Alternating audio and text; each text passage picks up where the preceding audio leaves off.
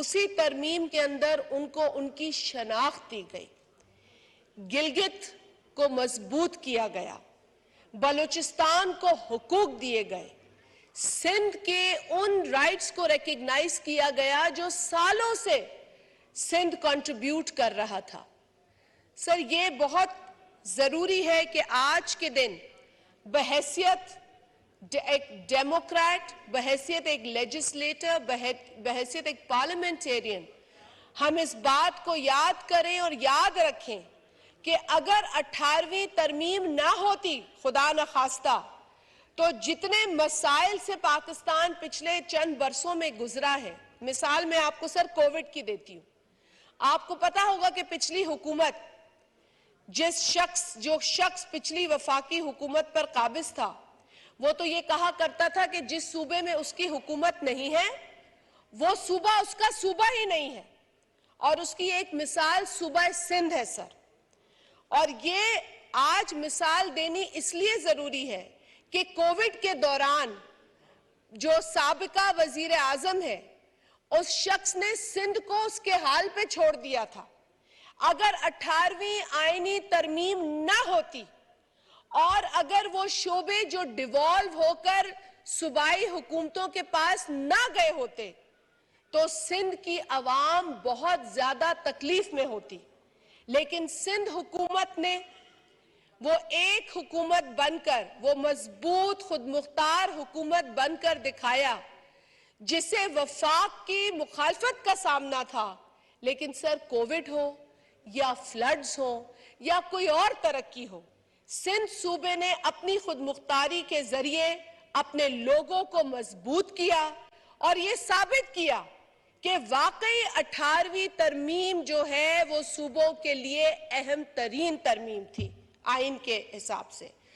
سر، باقی صوبے بھی اپنا کام کر سکتے تھے، لیکن چونکہ 11-12 کروڑ پر مشتمل آبادی کا صوبہ پنجاب ایک ایسے وزیر اعلیٰ کے حوالے کیا گیا جو بیچارہ صرف ایک کٹ پتلی تھا، وہاں پر فیصلے کرنے والے کوئی اور لوگ تھے،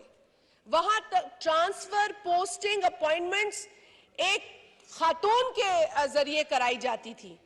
اور اس کی حصے داری تھی۔ تو سر، جب آپ اپنے صوبوں کو اس طرح انڈرمائن کریں، جب آپ کروڑوں کی عوام جو ان صوبوں میں بستی ہے، ان فیڈریٹنگ یونٹس میں بستی ہے، ان کی ول کو، ان کی ضروریات کو اس طرح درگزر کریں، تو پھر وہی ہوتا ہے سر جو ایسے احمقوں کے ساتھ آج ہو رہا ہے،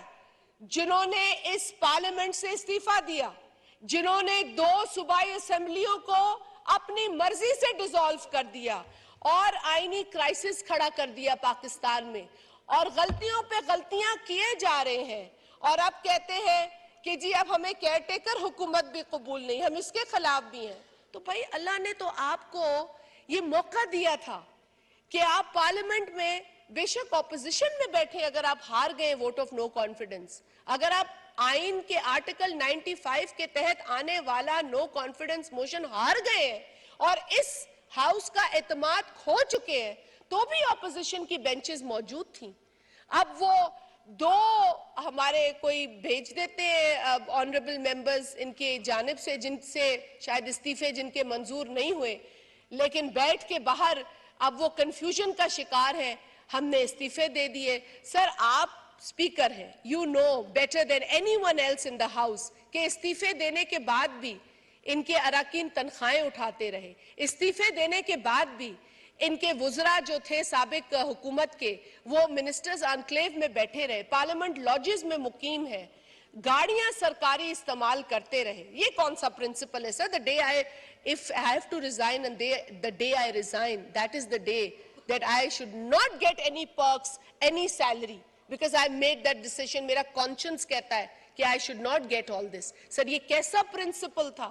کہ آپ استعفے دیں مگر تنخواہیں ملیں، استعفے دیں مگر لاجز میں رہائش ملے، استعفے دیں مگر منسٹرز انکلیو میں گھر ہو، استعفے دیں مگر سرکاری گاڑیاں بھی ہمارے پاس ہو، سرکاری پیٹرول بھی ہمارے پاس ہو۔ سر، عوام اتنی بیوقوف نہیں ہے،